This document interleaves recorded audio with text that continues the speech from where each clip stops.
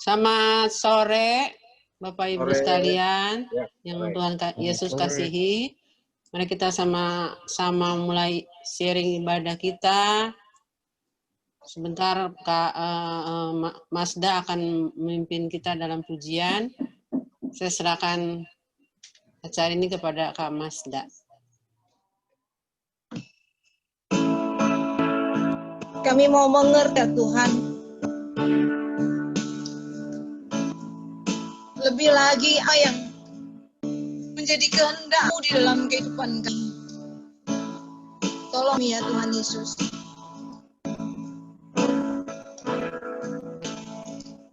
Kadang-kadang kita tidak mengerti rencana Tuhan dan mudah, tetapi kita tahu, yang pasti kita tahu bahwa jejak Tuhan itu sempurna di dalam hidup kita.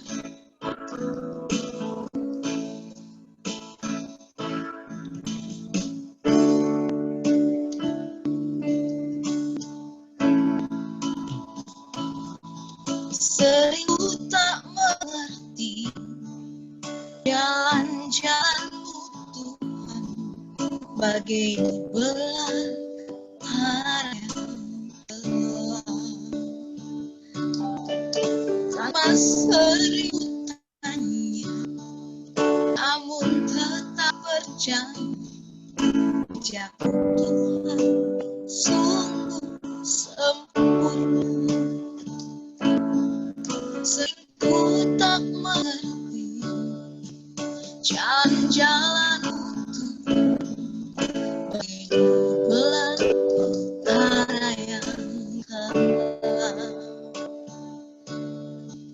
Tanpa seribu tanya, namun tetap percaya jejak Tuhan sungguh sempurna. Agar ku memahami semua yang Kau ingin, agar hidupku puaskan hatimu. Bagimu aku rela sepenuh hati menghamba, serahkan diri menepi karya-Mu. Sekali lagi kita angkat bunyi ini. Sering ku tak mengerti jalan-jalan-Mu Tuhan, bagai belantara yang gelap. Tanpa seribu tanya, namun tetap percaya jejak Tuhan sungguh sempurna.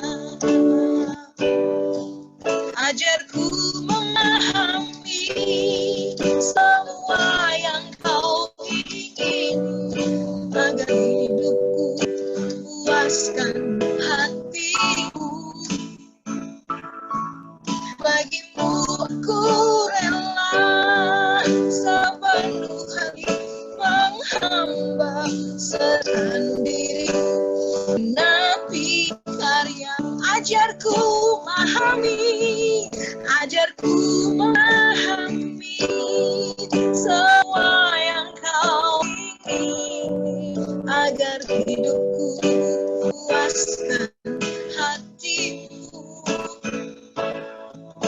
Bagimu aku rela sepenuh hati menghamba, serahkan diri genapi karya-Mu.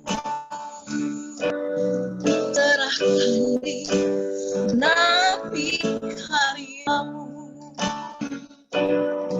Serahkan diri genapi karya-Mu.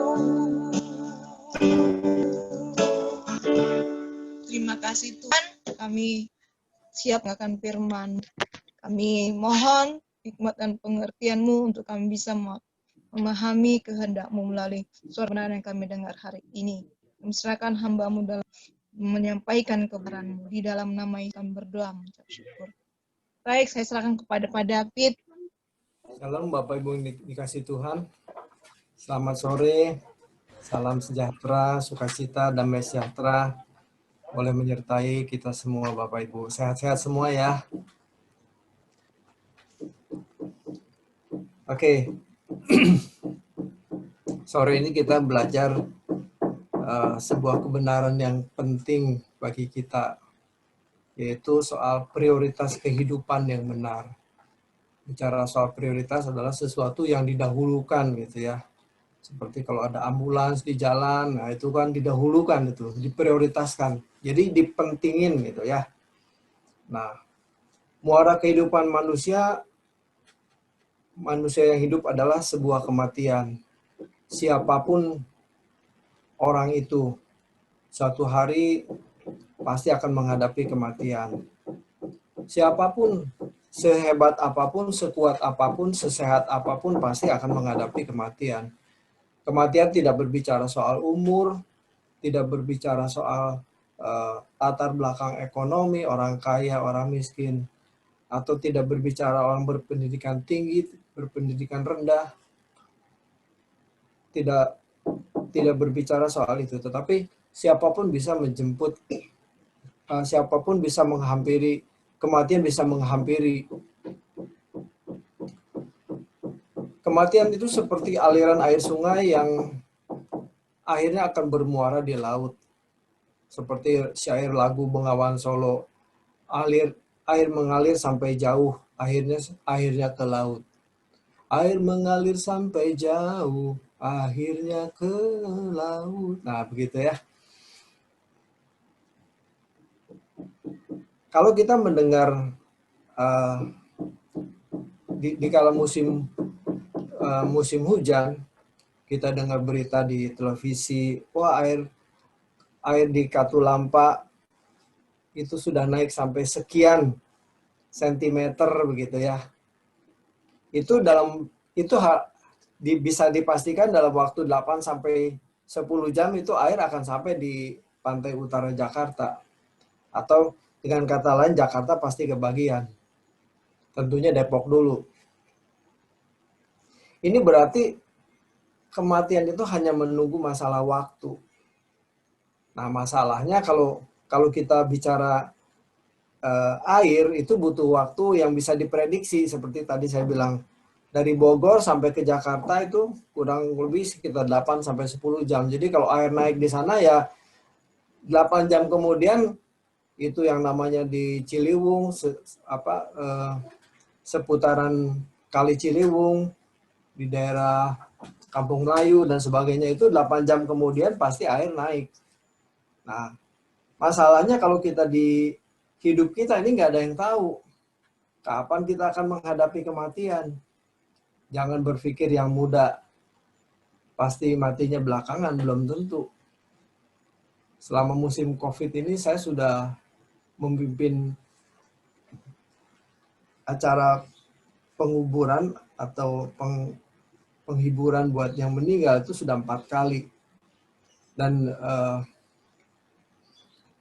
setiap kali dalam acara kebaktian penguburan itu, pemakaman itu, saya selalu bilang bahwa kalau orang mati itu tidak mengenal usia. Jadi jangan yang muda itu merasa umurnya masih panjang dan yang sudah usia lanjut seperti kita ini itu sudah lebih dekat. Memang logikanya begitu. Tetapi orang yang berusia 2 bulan pun bisa meninggal. Orang yang berusia 10 tahun, belasan tahun juga bisa meninggal. Apalagi soal penyakit. Dulu orang penyakit jantung, kolesterol, darah tinggi begitu umurnya 50, 60. Sekarang umur 20-an, umur belasan bisa kena sakit jantung juga. Karena dari pola makan yang nggak sehat. Nah, kematian bisa menghampiri seseorang itu kapan saja. Tidak bisa dipatokin, tidak bisa dijadikan patokan bahwa kalau usia lanjut, ini udah deket nih, udah megang boarding pass begitu ya. Ya, memang secara logikanya begitu. Makin tua kan makin rentan terhadap penyakit dan daya tahan tubuh makin rendah. Apalagi sekarang lagi COVID-19 ini, yang diserang ya orang tua. Makanya harus lebih hati-hati. Kalau nggak perlu keluar rumah ya mendingan di rumah, lebih aman. Kita sekarang mengadakan kebaktian lewat Zoom ini kan jauh lebih aman ya. Saya di rumah, Bapak Ibu semua di rumah. Jangan ngumpul di gereja. Bahaya nanti. Ketemu salah satu ada yang OTG aja merasa sehat, tetapi ternyata dia pembawa virus. Wah, nyebar kemana-mana. Nah, kalau orang tua yang kena virus, langsung dia bereaksi. Kalau anak muda, nggak tanpa reaksi, orang tanpa gejala jadinya. Nah, kita memiliki kesempatan hanya satu kali hidup ini. Dan ini tidak boleh disia-siakan. Prestasi manusia bukan diukur dari banyaknya harta, bukan banyaknya gelar yang kita miliki, atau tingginya kedudukan yang kita raih, jadi direktur utama, komisaris, bukan. Kalau tujuan hidup kita hanya kepada hal-hal yang bersifat jasmani, maka kita gagal memiliki tujuan hidup yang benar. Tuhan Yesus berkata mengumpulkan harta di surga. Kumpulkanlah harta di surga, bukan di bumi. Di Matius 6 ayat 19-21. Janganlah kamu mengumpulkan harta di bumi ngengat dan karat, merusakkannya, dan pencuri membongkar serta mencurinya. Ayat 20, tetapi kumpulkanlah bagimu harta di surga. Di surga ngengat dan karat tidak merusakkannya, dan pencuri tidak membongkar serta mencurinya. Ayat 21, karena di mana hatimu berada, di situ juga hatimu berada. Nah, Tuhan Yesus mengajak kita untuk mengubah cara pandang tentang kebutuhan materi. Kalau kita bicara soal materi, siapa yang tidak butuh materi? Kita butuh makan, kita butuh pakaian, kita butuh rumah. Semuanya kita butuh. Tetapi cara pandang kita memandang materi ini harus dengan kacamata seperti yang Tuhan ajarkan. Ya, jangan seperti yang dunia ajarkan. Nah, ia mengingatkan kita bahwa kebutuhan jasmani tidak sama dengan hidup itu sendiri. Makanan, pakaian, tempat tinggal, dan harta itu adalah sarana atau penunjang hidup itu. Jadi intinya adalah di hidup itu, di kehidupan yang Tuhan berikan. Bukan masalah di makanan, pakaian, harta, kekayaan. Bukan di situ. Jadi kalau kita cara memandang harta itu, kita melihat, kalau aku bahagia kalau aku punya rumah sendiri, bahagia kalau punya mobil sendiri, nah itu cara pandangnya yang salah. Kita mestinya bersyukur kalau kita ini diberikan kehidupan. Jadi kehidupan yang kita miliki ini harus kita gunakan sebaik-baiknya supaya kita bisa mengabdi kepada Tuhan. Jadi cara pandangnya nggak boleh salah. Orang percaya harus menentukan prioritas hidup yang benar. Kebanyakan kita mengutamakan hal-hal pemenuhan kebutuhan jasmani. Yang seperti saya sebutkan tadi, makanan, pakaian, rumah, mobil, dan lain-lain. Belum punya rumah rasanya belum lengkap. Waduh, kalau punya rumah rasanya enak ya. Nggak usah pindah-pindah, atau tiap bulan dikejar-kejar yang punya rumah untuk suruh bayar kontrakan, begitu ya. Wah, kalau punya rumah sendiri rasanya enak, gitu. Atau belum punya mobil rasanya belum bahagia. Waduh, kalau udah punya mobil kita mau kemana-mana enak ya. Ke gereja tinggal naik depan rumah. Dulu saya nggak punya mobil, Bapak Ibu. Tinggal di Bekasi. Itu kalau ke gereja 4 kali nyambung. 4 kali. Berapa kali ya mikrolet, bus kota, sama nyambung jalan kaki deh. 4 kali sama jalan kaki dari depan itu, dari depan halte Gelael itu ke jalan itu. Waduh, bawa mesti gendong anak, bawa tas gede-gede, kan anak saya waktu itu masih kecil ya. Tapi ya nggak apa-apa, lakukan aja, bersyukur gitu ya. Tetapi kita tidak memperhatikan yang tidak kelihatan, yaitu yang bersifat rohani. Nah, ini salah prioritas, salah mengutamakan tujuan hidup. Dulu saya juga salah, Bapak Ibu. Salah saya juga. Dulu waktu masih muda, saya masih berani tuh yang namanya minta mobil, minta rumah sama Tuhan. Waduh, berani dulu. Karena apa? Pola pikirnya masih salah. Dulu saya mikirnya begini, salah apa saya sama Tuhan? Lalu mau saya minta rumah itu juga untuk kemuliaan Tuhan kok, kalau minta mobil juga untuk kemuliaan Tuhan kok. Saya gampang ke gereja, gampang buat kerja dan sebagainya gitu ya, mikirnya begitu. Dan tidak merasa bersalah karena saya nggak minta ke dukun, tidak minta ke kuasa kegelapan, saya minta ke Tuhan, Tuhan Bapa kita. Begitu mikirnya ya.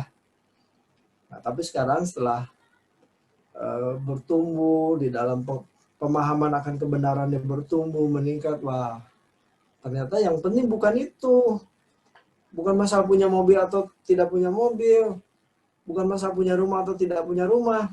Kan kita sering dengar ya kalau Pak Eras, gembala senior kita sering mengatakan, punya rumah boleh. Nggak punya rumah juga nggak apa-apa. Yang penting hatinya buat Tuhan. Punya mobil boleh, nggak punya mobil juga nggak apa-apa. Saya nggak pusing.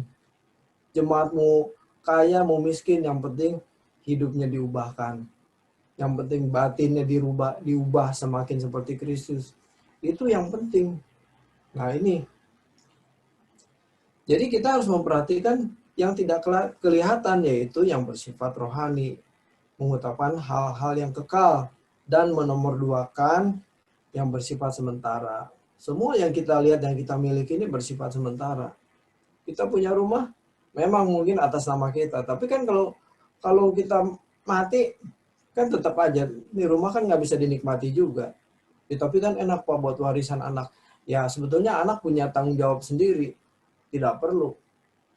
Ya kalau ada boleh, tapi itu bukan tujuan, bukan hal yang utama. Yang utama tuh bagaimana kita mengubah kodrat dosa kita menjadi kodrat ilahi. Karakter kita yang buruk dibenahi, ditata dengan baik supaya kita tuh indah di mata Tuhan. Itu yang penting.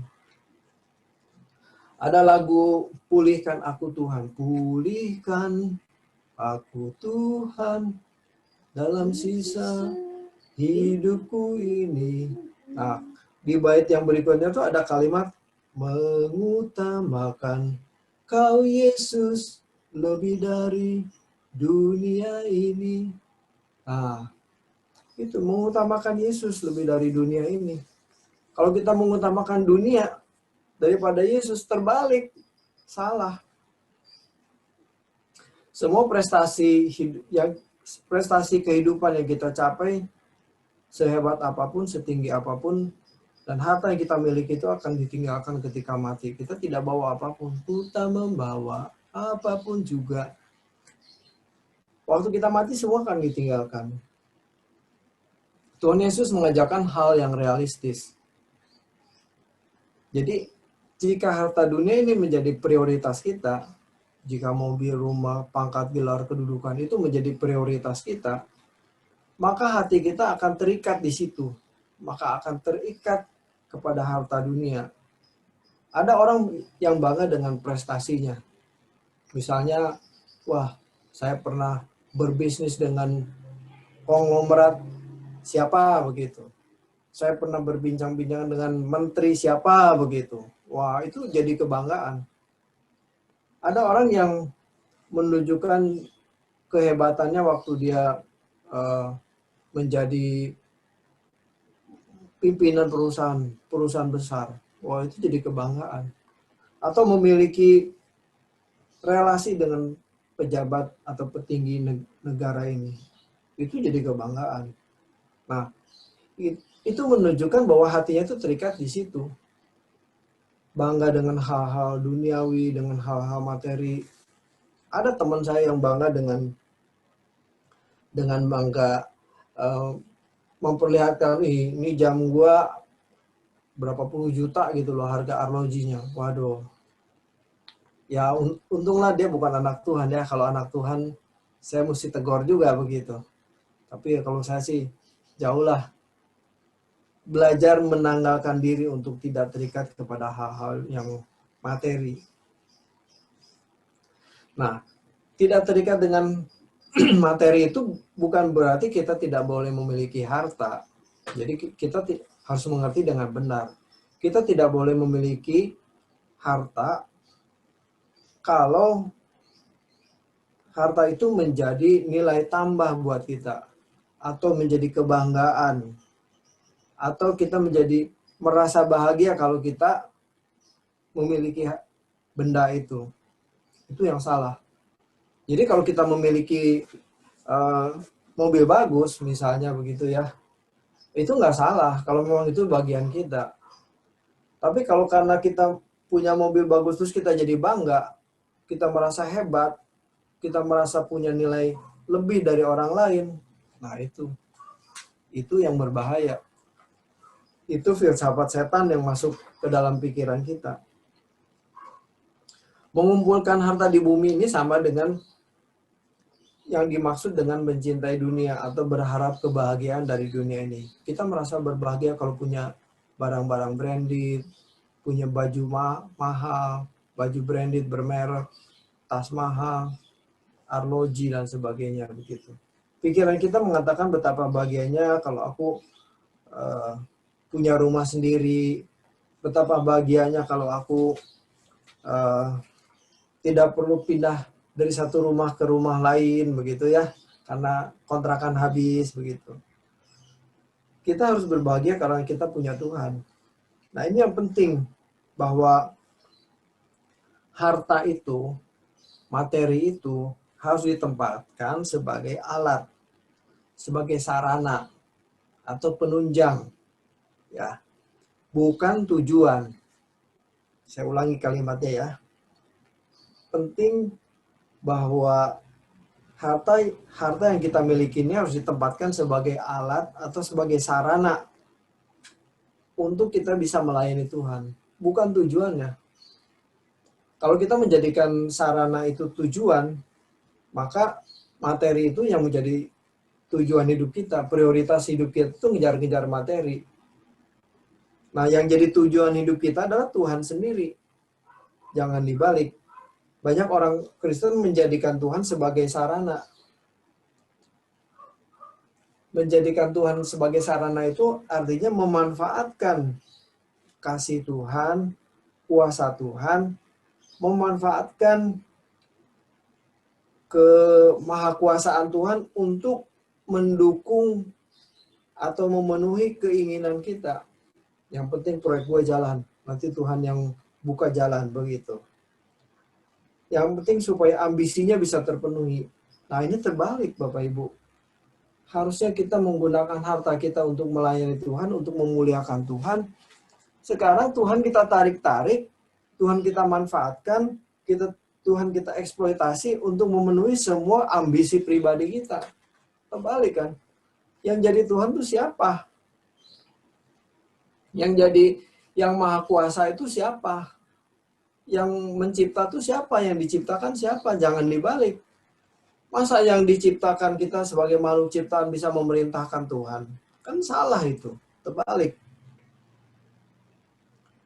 Nah, kalau kita memiliki sikap seperti ini, berarti kita mesti bertobat. Ini sesungguhnya kita sedang mengkudeta Tuhan. Mengkudeta itu menurunkan Tuhan dari tahtanya. Aturan Tuhan yang kita sembah itu berada di tahtanya. Sekarang Tuhan kita turunkan, kita isi dengan harta, kekayaan, pangkat, gelar, kedudukan, itu kita isi dengan hal yang itu. Nah, Tuhan disuruh mendukung kita, mensupport kita supaya kita bisa memiliki materi. Salah jadinya. Itu sedang mengkudeta Tuhan. Nah, ironisnya banyak orang Kristen itu tidak menyadari hal itu. Apalagi teologi kemakmuran. Itu benar-benar mengeksploitasi Tuhan atau memanfaatkan Tuhan. Tuhan ditarik-tarik untuk memenuhi supaya kita memiliki materi. Ini salah besar. Di gereja kita bisa menyanyikan, ku sembah kau Tuhan, ku sembah kau Tuhan. Benarkah kita sedang menyembah? Benarkah kita sedang meninggikan Tuhan? Kalau kita sedang menyembah atau sedang meninggikan Tuhan, seharusnya sikap kita ini tidak seperti itu. Tidak sedang memanfaatkan Tuhan. Nah, kita menyanyikan lagu Kusembah Kau Tuhan, Kusembah Kau Tuhan itu seringkali itu menipu kita. Kita merasa sudah menyembah Tuhan padahal belum. Padahal sikap kita ini masih sikap yang memanfaatkan Tuhan. Atau sikap yang mengkudeta Tuhan. Ini kan kurang ajar sekali. Menyembah Tuhan adalah sebuah sikap hati yang dinyatakan melalui perbuatan, tutur kata kita setiap saat. Jadi dari perkataan, dari sikap, perbuatan kita itu menunjukkan bahwa kita meninggikan Tuhan atau tidak. Nah, di Lukas 4 ayat 8, Tuhan Yesus berkata, ada tertulis. Ini konteksnya tentang waktu Tuhan Yesus dicobai oleh iblis ya. Pencobaan yang ketiga. Tuhan Yesus berkata, ada tertulis, engkau harus menyembah Tuhan Allahmu dan hanya kepada Dia engkau berbakti. Dia menjawab iblis. Nah, kata menyembah di situ dalam teks aslinya digunakan kata proskuneo, artinya tunduk atau memberi nilai tinggi. Kalau kita memberi nilai tinggi Tuhan, Tuhan segalanya, Tuhan yang mulia, Tuhan yang maha agung, waduh, kita mana berani memanfaatkan Tuhan. Tidak boleh. Kalau kita menyembah Tuhan, maka sikap kita itu harus dalam suatu sikap yang menghormati, meninggikan Tuhan. Bukan menjadikan Tuhan sebagai satpam yang menjaga harta benda kita atau melindungi kita dari segala sakit penyakit, menjadikan Tuhan sebagai suster, begitu. Atau dokter yang bisa disuruh-suruh atau dibayar supaya bisa menyembuhkan. Atau menjadikan Tuhan, Superman, Aladin, yang bisa digosok-gosok supaya Tuhan kasih harta buat kita. Sebuah sikap yang salah. Sebaliknya kita harus menghormati dengan sikap yang hormat dan takut akan Tuhan. Hari-hari ini kita mungkin menghadapi banyak masalah. Bagaimana menyikapinya? Penyakit, musim corona ini, waduh, kita nggak hati-hati bisa tertular. Kemudian efek samping dari pandemi corona ini, yang pasti secara ekonomi berdampak sangat besar. Bisnis jadi susah, proyek susah, semuanya berdampak. Nah, di tengah-tengah situasi yang tidak nyaman ini, seharusnya ini membuat kita tuh semakin dekat kepada Tuhan. Dunia tidak bisa menjanjikan kebahagiaan bagi kita. Alkitab mengatakan bahwa dunia ini tidak akan menjadi semakin lebih baik. Dunia sedang menuju kehancuran. Bayangkan virus yang kecil, yang ukurannya cuma berapa ratus mikron aja tidak kelihatan sama mata telanjang, harus pakai mikroskop. Itu bisa memporak-porandakan dunia. Negara-negara besar pun porak-poranda. Ekonomi hancur, kesehatannya terganggu. Waduh. Ini mengerikan. Jadi jangan kita berdoa agar Tuhan bisa mengangkat semua masalah kita, baik masalah penyakit, masalah ekonomi. Jangan berdoa untuk itu. Justru Allah izinkan masalah itu terjadi untuk mendidik kita, mendewasakan kita. Karena ketika kita dididik Tuhan, maka karakter kita berubah. Kita yang kurang hati-hati menghadapi masalah, jadi lebih hati-hati. Kita yang kurang sabar, ketemu masalah, dididik, jadi lebih sabar. Itulah harta abadi kita. Dengan karakter kita diubah, semakin seperti Kristus, maka diri kita nih, hidup kita atau atau batin kita ini semakin bernilai di mata Tuhan, semakin indah di mata Tuhan. Ada lagu Pak Ers,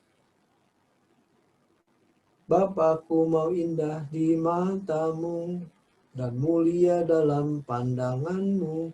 Itu yang diubah tuh batinnya. Yang diperbaiki itu batinnya, yang dibenahi itu batinnya. Tubuh kita ya makin lama makin tua, makin keriput. Ini keriput saya makin lama makin kelihatan tuh ya, makin tua berarti.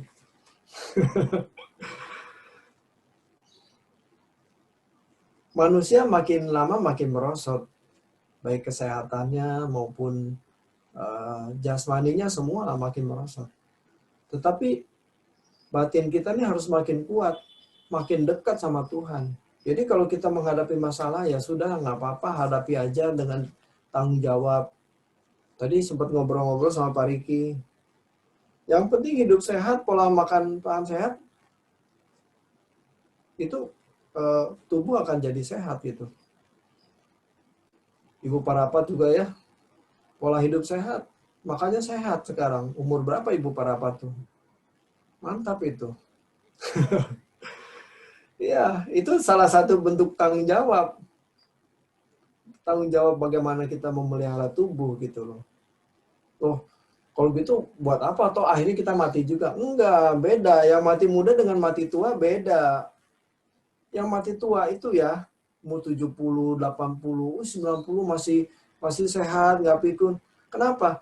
Dia punya kesempatan untuk mendengar firman yang lebih banyak dan dia bisa membenahi batinnya lebih panjang waktunya. Coba umur 40 kena narkoba, mati. Nggak sempat ngapa-ngapain. Mungkin bisa binasa juga di neraka itu. Makanya orang tuh mesti jaga kesehatan benar-benar. Supaya dia punya kesempatan untuk melayani Tuhan. Untuk menggenapi rencana Tuhan. Nah di tengah-tengah kesulitan ini kita harus memandang Tuhan sambil berjuang mencari nafkah. Kita pandang Tuhan, kita ingat janji Tuhan, dia akan menjemput kita dan kita akan bersama-sama dengan Tuhan di langit baru, bumi baru. Nah, kita harus prioritaskan itu. Pembenahan batiniah, pembenahan lahiriah,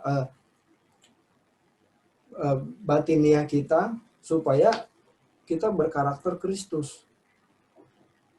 Nanti suatu saat ketika Tuhan panggil kita pulang, Tuhan bilang, inilah anakku yang kukasihi, kepadanya lah aku berkenan. Begitu. Kita hidup di bumi ini harus sampai dapat sertifikat itu. Dapat sertifikat. Tulisannya itu, inilah anakku yang kukasihi, kepadanya lah aku berkenan. Jangan sampai kita mati, kita belum megang sertifikat itu. Keadaan kita masih compang-camping, karakter kita masih buruk. Masih mudah tersinggung, masih mudah marah. Waduh. Apalagi kalau Bapak Ibu yang sudah lebih senior dari saya ya. Harus lebih sungguh-sungguh menggunakan waktu, kesempatan yang ada supaya Tuhan bekerja, supaya hidup kita ini makin diubahkan, semakin sempurna seperti Bapa dan serupa dengan Tuhan Yesus. Amin ya Bapak Ibu ya. Tuhan memberkati ya. Nah, kita berdoa dulu untuk firman ini. Kemudian setelah itu saya buka sesi untuk diskusi ya, supaya kita boleh lebih memahami apa yang saya paparkan. Ayo, mari kita berdoa. Bapa di surga, kami bersyukur untuk firman yang kami dengar. Bagaimana kami memprioritaskan hidup ini untuk mengejar hal-hal yang bersifat batiniah, yang bersifat kekal, yang berdampak di langit baru dan bumi yang baru. Tuhan tolong kami menerjemahkan firman yang kami dengar sore hari ini dalam kehidupan kami sehari-hari. Roh Kudus tolong kami supaya ketika firman ini kami dengar, kami mengerti dan kami simpan dalam hati kami, Roh Kudus memampukan untuk mempraktekannya dalam hidup kami sehari-hari Tuhan. Dan kami boleh mencerminkan kehidupan sebagai anak-anak Tuhan yang berkarakter Kristus. Terima kasih Bapa. Urapi kami semua. Di dalam nama Tuhan Yesus kami berdoa. Amin. Oke, sekarang kita mau diskusi. Kita mau sharing, karena ini kan di Zoom ya. Kalau di Zoom kan enak ya. Kita bisa ngomong, bisa interaksi. Kalau di YouTube kan susah. Mau ngomongnya gimana kalau di YouTube? Nggak bisa ngomong. Kalau di sini bisa.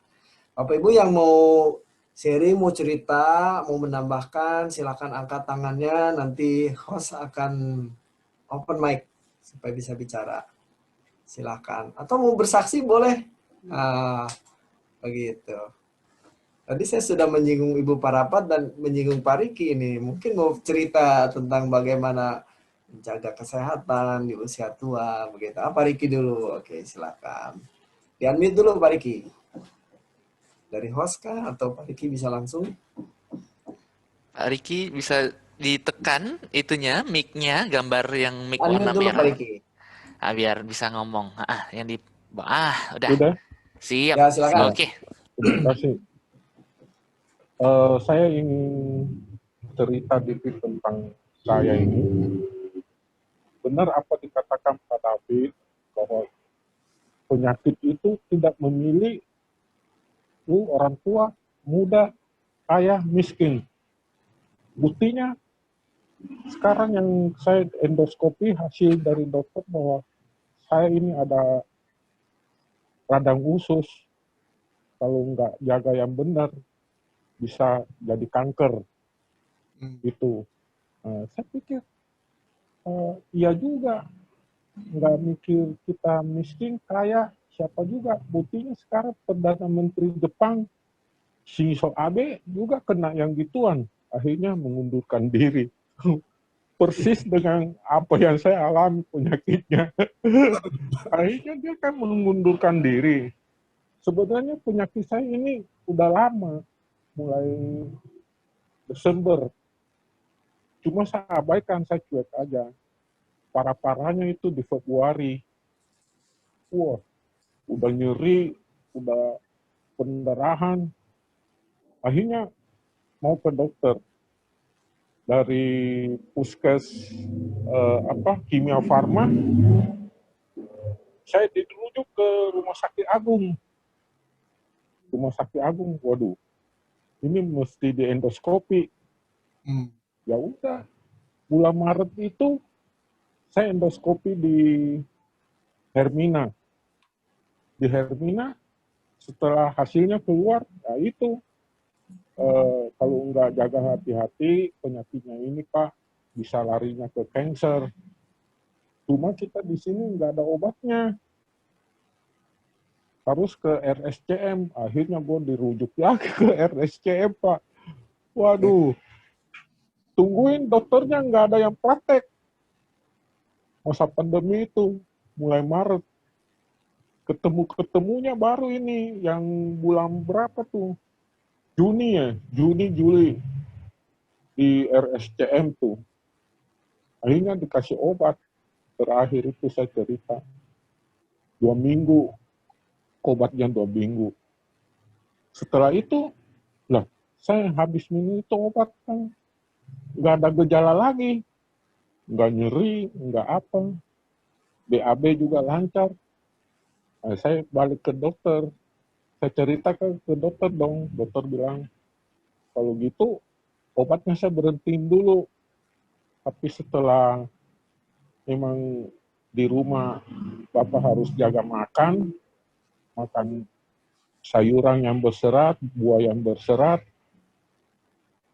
Kalau sampai terulang lagi, Bapak balik lagi. Cuma saya bingung juga, ini baru 2 minggu ini saya minum obat, masa udah enggak ini juga kan. Tapi kembali saya pikir, kalau Tuhan campur tangan, siapa tahu ya enggak bisa terjadi saya sembuh. Tapi puji Tuhan, sampai hari ini enggak lagi terjadi yang sesudah gitu. Jadi saya pagi udah olahraga dikit setengah jam, banyak konsumsikan air hangat, ya makan, pola makan dijaga. Soalnya saya karakter dulu itu karakter hampalan sakunya. Kalau orang Chinese bilang apa aja sikat, ya enggak. Nah, itulah saya bilang dalam pandemi ini memang Tuhan memberi kita kesempatan untuk berubah karakter apapun juga lah. Jadi sekarang saya nggak sembarang makan, nggak ngopi, nggak apa, nggak sama sekali nggak. Kalau dulu apa aja sikat, anjing sikat, apa sikat. Sekarang udah enggak. Jadi puji Tuhan lah. Itu makanya saya bilang ya itu perubahan karakter kita lah semuanya. Apa yang Tuhan bimbingkan ke kita, kita turutin, jangan bandel lagi. Ya beginilah saya puji Tuhan kesaksian saya dikit untuk teman-teman. Oke, mantap ya. Gampang itu udah hukum alamnya begitu. Makan sembarangan ya pasti badan ya cepet sakit gitu. Kalau kita jaga makan, pola makan baik ya pasti badan sehat. Itu udah hukum alamnya. Kalau enggak ya sikat, kalau apa aja disikat ya udah rontok lah. Dia setelah dapat penyakit masih diabaikan. Iya. Kan namanya kepala batu itu. Terus ini idealnya sebelum sakit udah jaga makan sejak muda ya. Iya, mestinya. Idealnya begitu. Cuma ya itulah kan kita banyak orang dulu terlambat gitu ya. Di lapangan yang keras-keras semua. Ya. Apa aja lah diikutin dulu. Ya, oke. Ya, terima kasih Pak Riki. Semoga kedepannya lebih baik, kita sehat untuk bisa umur panjang dan kita bisa belajar kebenaran dan kita bisa melayani Tuhan waktu lebih banyak lagi begitu ya. Oke. Silakan Bapak Ibu yang lain yang mau sharing. Apakah Ibu Parapat mau cerita? Ini kesaksiannya hebat loh ini Bu Parapat ini.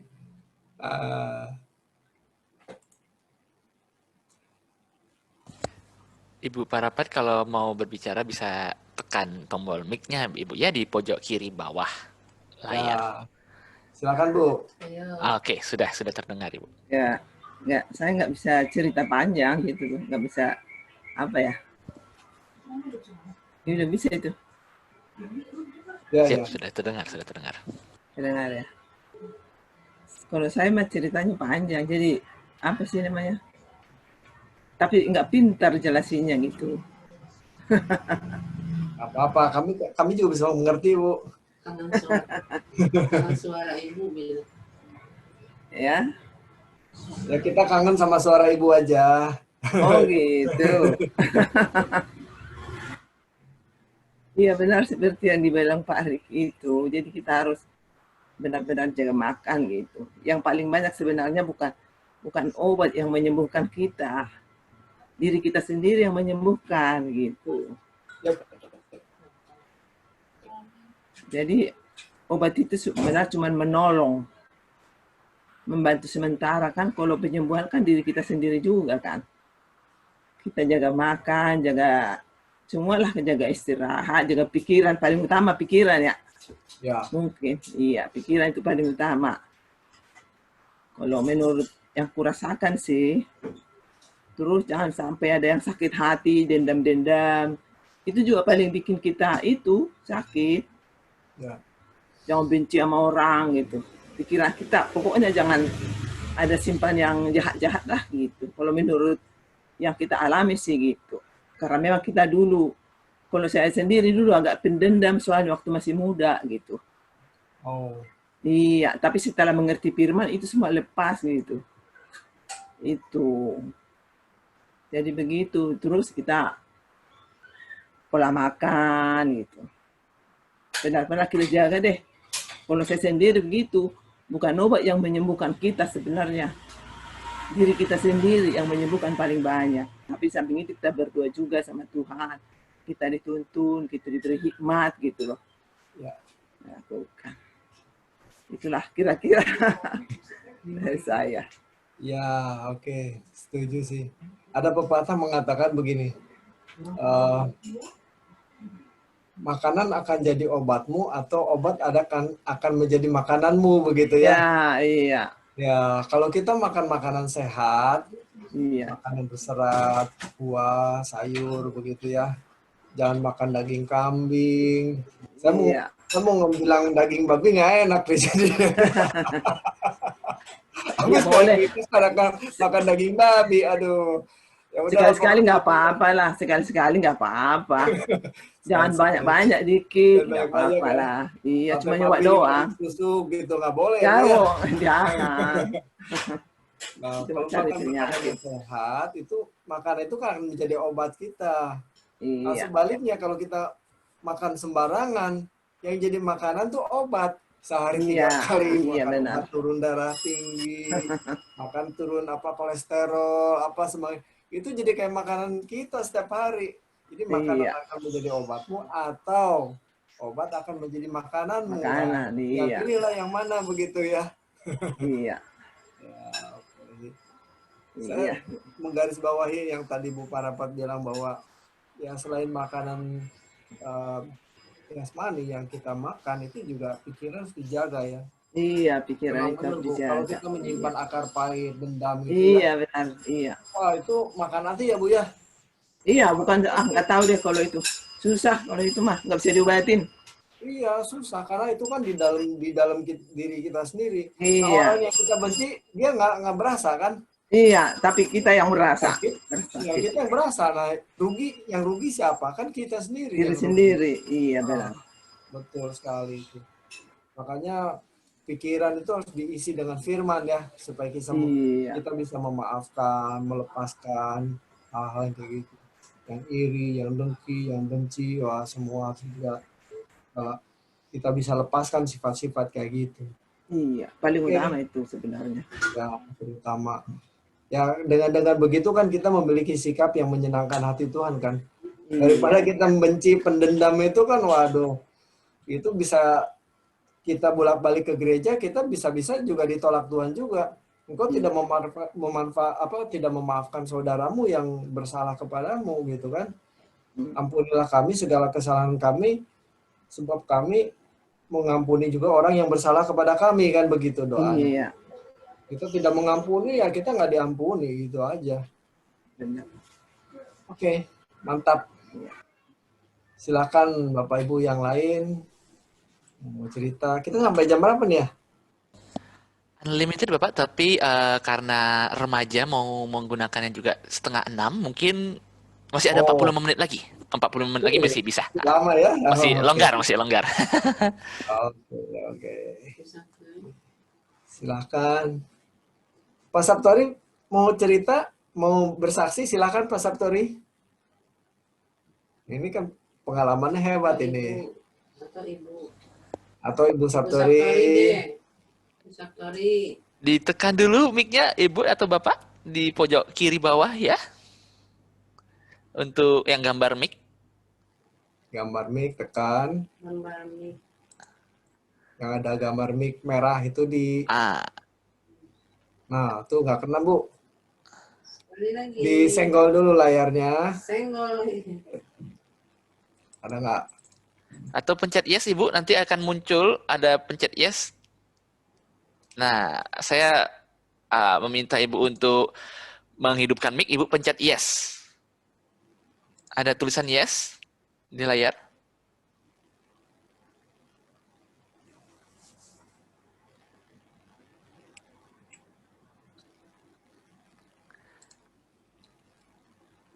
Nah, di layar mungkin ada tulisan Ibu. Nah, ada tulisan yes dan no. Mungkin Ibu pencet yes.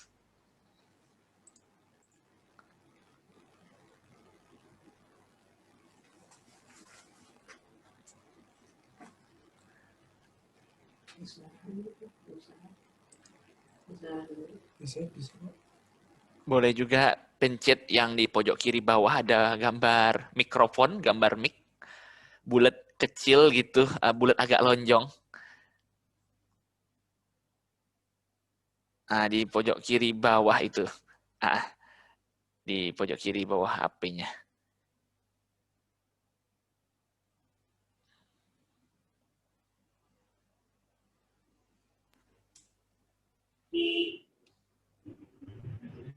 Aduh.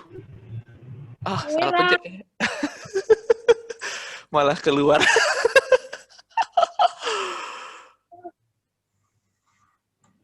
Pak David. Oh. Ibu Septori sepertinya salah pencet lift. Iya. Ibu, Pak David masih mute, Bapak? Pak David masih mute? Masih mute? Ya, silakan Reni. Oke. Saya mau izin, mau ada ini seminar proposal jam sekali. Oh iya, oke. Ada Oke. seminar ya. Oke. Iya, seminar proposal banyak. Thank you Pak, terima kasih Terima atas. kasih ya. Oke, yuk. Lanjut aja dulu yang lain Pak Anies, yang lain aja dulu, yang lanjut dulu. Iya, monggo Bapak dan Ibu. Menunggu. Yang mau sharing boleh. Kita masih punya waktu. Halo Bu Sarah. Halo Bu Sarah. Bu Sarah masih online kah? Iya. Ayo Bu Sarah mau bersaksi atau mau cerita masa-masa pandemi di rumah? Apa yang Bu Sarah lakukan di rumah setiap harinya? Silakan. Kalau saya mungkin yang ada satu hal, ini saya masih kecil. Saya masih kecil Bu, jadi saya adalah anak yang paling tua kan. Nah, kakak saya sebenarnya kakak saya ada terus meninggal. Jadi waktu kecil itu saya pernah geretan itu, Bu, geretan yang begini ini tuh, yang di Korek api. Geretan ya. Korek api. Jadi saya sama adik saya kakak saya sebenarnya ada tapi meninggal. Sebenarnya saya nomor 2 gitu ya. Terus namanya anak-anak, jadi dia meninggal kakak saya jadi anak yang paling tua. Terus di bawah saya ada adik saya juga perempuan, beda 3 tahun gitu. Nah, waktu itu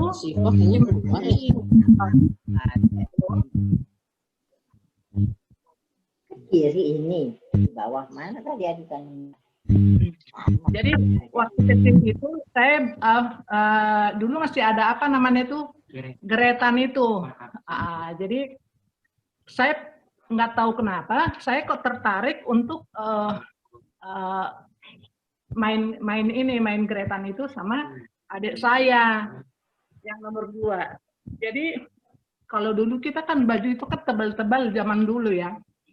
Waktu saya sama adik saya main geretan, terus saya bakar baju gitu loh, bikin kita nggak tahu itu bahaya. Jadi waktu saya ini waktu saya korek api ya geretan itu nggak nyala ke bajunya Bu gitu. Pas giliran dia ke saya itu terbakar gitu. Saya terbakar Bu. Iya. Akhirnya saya dibawa di rumah sakit itu sampai berapa bulan, jadi hancur gitu. Nah, jadi yang saya mau lihat di sini, jadi air mata jadi ingat masa lalu. Jadi yang saya mau lihat dari kejadian itu sampai sekarang, kalau Tuhan punya rencana buat kita apapun yang mau mengganjal itu tidak bisa. Jadi saya berbulan-bulan di rumah sakit Bu, hancur. Jadi kakak saya Mama saya itu sebenarnya sama keluarga tinggal nunggu kapan lewatnya gitu ya, kapan meninggalnya. Tapi ya itu Tuhan sampai sekarang apa namanya, saya masih bisa hidup dengan apa adanya gitu. Dan waktu itu papa saya, jadi sebenarnya saya nomor 2, cuma kakak saya meninggal. Jadi yang kita main geretan ini di bawah saya, nomor 3. Jadi saya lama di rumah sakit tuh. Jadi mereka itu cuma tinggal kapan game gitu ya. Tapi saya mau lihat dari situ kalau Tuhan punya rencana, nggak ada yang bisa menggagalkan gitu. Papa saya memang aktif di apa namanya? Papa saya karirnya dulu waktu masih zaman Belanda, mereka kan sama mama itu ketemunya di situ. Papa saya jadi guru, dari guru habis itu kepala sekolah, habis itu PS, PSK, Kandep, Kanwil, itu papa saya waktu itu. Jadi saya lihat di sini kalau Tuhan punya rencana, Bu, apapun yang kita alami, rencana Tuhan itu tidak pernah gagal gitu. Jadi saya kebakar itu berbulan-bulan di rumah sakit, Bu. Jadi yang saya lihat sekarang ini ya ternyata Tuhan itu luar biasa gitu. Tinggal keluarga udah ngumpul, tinggal kapan saya selesai gitu. Lah, saya anak paling tua, adik saya padahal meninggal sudah banyak gitu. Ya, adik saya sampai sekarang masih ada. Jadi saya pikir begini, kalau Tuhan punya rencana dalam hidup kita, itu tidak akan pernah gagal. Apapun yang kita hadapi gitu. Tapi memang ya kita sekolah kehidupannya luar biasa juga, Bu. Pak, gitu. Ya, kalau kita boleh ada sampai sekarang ini, ya saya rasa hanya kemurahan Tuhan. Gitu. Jadi berbulan-bulan saya di rumah sakit, orang keluarga semua tinggal kapan selesainya, gitu. Kapan meninggalnya istilahnya gitu. Jadi Tuhan beri Bu, Ibu, Tuhan beri kesempatan kedua ya, Ibu untuk bisa pulih lagi dari sakitnya, terus ya untuk sisa hidup kita, saya lihat Ibu setia sekali melayani pekerjaan Tuhan. Apa yang bisa Ibu kerjakan, Ibu juga mungkin banyak berdoa untuk pelayanan ya. Itulah yang Tuhan beri buat Ibu ya. Kesempatan kedua hidup, kata benar begitu ya, kesempatan kedua. Ke belakang-belakangnya masih banyak ya, Bu ya. Yang saya karena alami Tuhan selamatkan Ibu dari kecelakaan yang benar-benar itu ya, Bu ya. Iya, jadi benar-benar bahaya sekali itu. Oh, pokoknya udah hancur semua. Jadi kalau ini ada bekasnya dikit gitu. Zaman dulu kan pengobatan kan nggak seperti canggihnya sekarang gitu. Jadi waktu saya kebakar itu katanya ada yang bikin telur supaya dingin. Malah telur itu bikin agak ada kayak mengkerut ya dikit di bawah leher saya. Cuma itu aja sih. Tapi tadinya semua udah siap bahwa kapan diselesainya saya gitu. Jadi saya bersyukur juga bahwa Tuhan kasih saya kesempatan, walaupun belum sempurna ya Bu ya. Iya. Belum sempurna. Kita semua belajar ya Bu ya. Ya, tapi akhirnya ya kita lihat gitu. Jadi sampai sekarang adik saya udah meninggal udah banyak Bu. Saya nomor 1 gitu. Ya mudah-mudahan ya saya nggak bilang mudah-mudahan ya. Ya kiranya apa yang kita lakukan sekarang ini berkenan walaupun tidak sempurna, berkenan di hadapan Tuhan. Ya kita bisa berguna buat orang, buat sesama, walaupun banyak hal yang kita alami sangat tidak enak. Gitu. Mengikut Tuhan memang tidak enak, Bu. Kalau mau cerita Bu nggak selesai 1 hari kali kalau saya ceritain semua apa yang saya alami, apa yang maksudnya membuat kita harus tegar dan lain sebagainya gitu.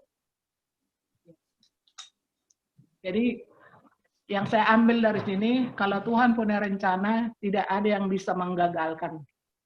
Gitu. Itu Bu. Amin. Oke.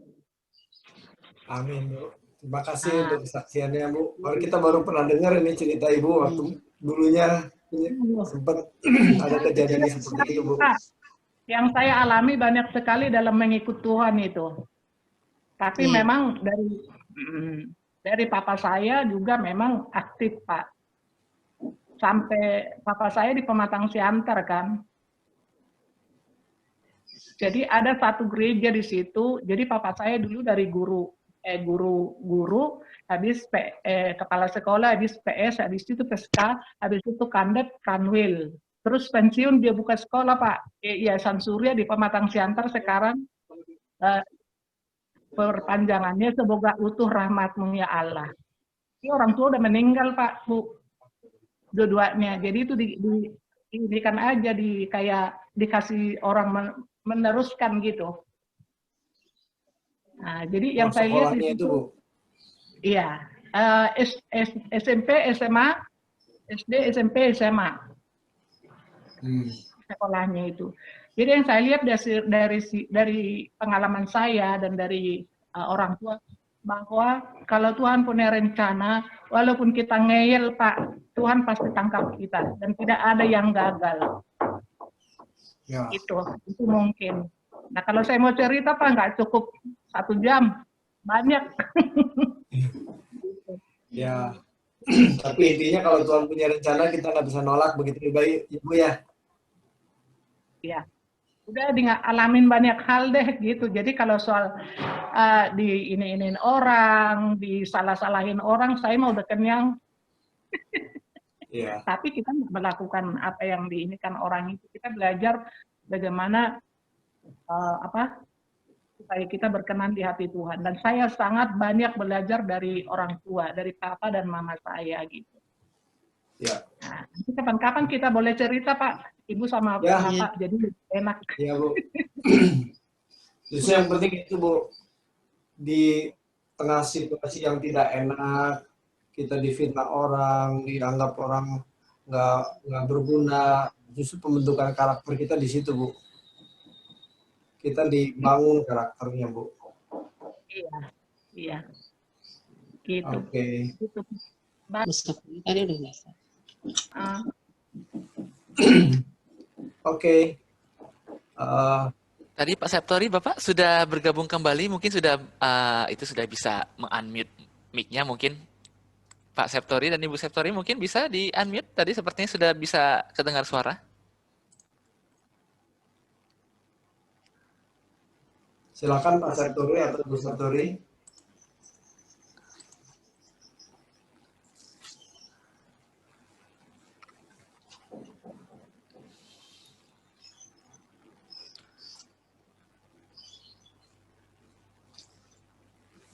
Jadi hening semua. Oke.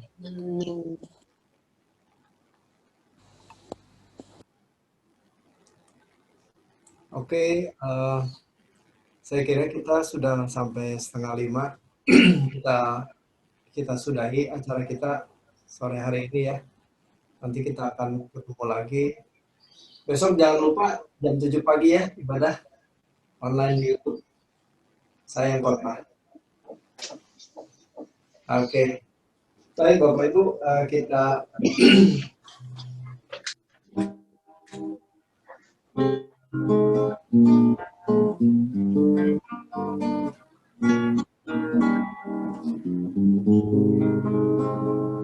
saya mau menyanyikan sebuah lagu. Bapak Ibu boleh menyanyikan di rumah. Saya ambil dulu. Oke.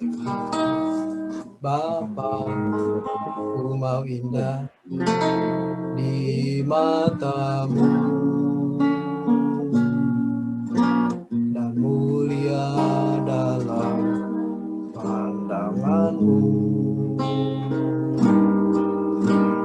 Singkatnya hari hidup ini, ku rela batinku kau hiasi seperti Yesus.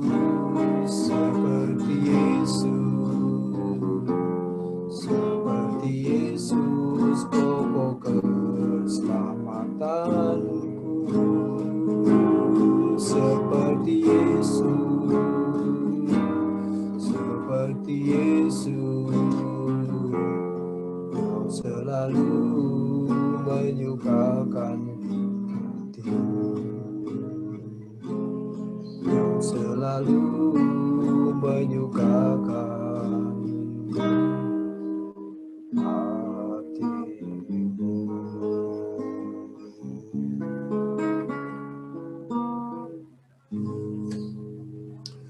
Kami mau memiliki gaya hidup seperti yang Tuhan Yesus ajarkan.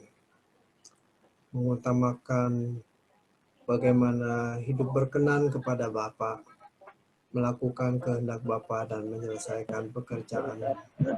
Tuhan, terima kasih untuk kebenaran yang kami dengar sore hari ini. Biarlah itu mengubah hidup kami. Pikiran kami diperbaharui terus oleh kebenaran firman-Mu, Tuhan. Di sisa umur hidup kami, Tuhan, yang Tuhan masih percayakan, kami mau gunakan kesempatan ini untuk kami isi dengan perjuangan bagaimana kami mengubah karakter kami, mengubah kodrat kami dari kodrat dosa menjadi kodrat ilahi, menjadi manusia yang berkenan kepada Tuhan.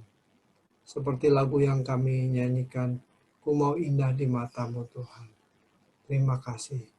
Kami bersyukur sore hari ini, Tuhan. Berkati kami semua, Tuhan. Kami mau mengakhiri ibadah usia indah kami sore hari ini, Tuhan. Mari Bapak Ibu, terimalah berkat, segala berkat dari Allah Bapa, kasih dari Tuhan Yesus, dan persekutuan yang indah dengan Roh Kudus menyertai kita sekarang sampai selama-lamanya. Dalam nama Tuhan Yesus Kristus saja. Haleluya. Amin. Amin.